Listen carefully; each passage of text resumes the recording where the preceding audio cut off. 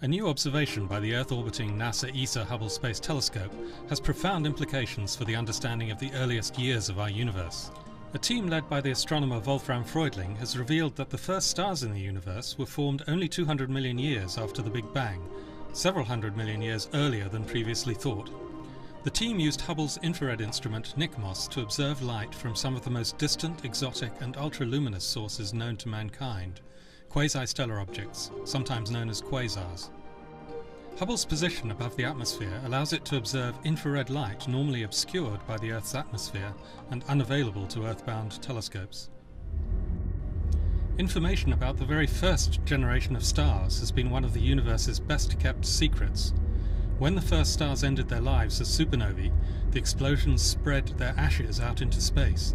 These ashes contained heavier elements such as oxygen, carbon, silicon and iron, processed in the nuclear furnaces at the star's centers. The astronomers used Hubble to discover substantial fractions of iron in 3 quasars. This is the first time that elements created purely in the first generation of stars have been found. The light from the quasars has traveled for 12.8 billion years before reaching Hubble.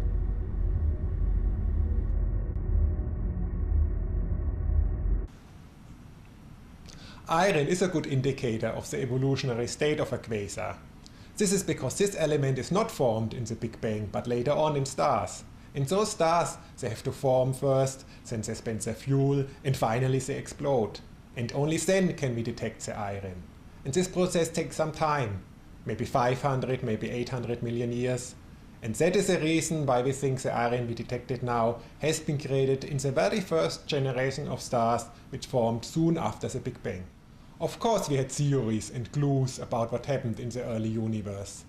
But now we actually detect elements which we think have been created in the very first generation of stars. This new result allows astronomers to construct a revised timescale for the history of the universe. 13.7 billion years ago, the universe is created in the Big Bang, a cataclysmic, hot explosion-like event initially composed almost entirely of hydrogen and helium. As the gas cools, the universe becomes transparent and material starts to clump together. After 200 million years, the first generation of stars forms. 500 to 800 million years after their creation, these first stars explode as supernovae, dispersing elements including iron into the surroundings. These new observations also suggest that the first stars formed before the supermassive black holes that power the quasar engines in the centers of galaxies. This is the first major scientific result to emerge from the NICMOS instrument that was repaired during the last Hubble servicing mission in 2002. This servicing mission was the last successful mission of the Space Shuttle Columbia that was lost on the 1st of February 2003. The scientists respectfully dedicate this discovery to the memory of the crew of the Space Shuttle Columbia.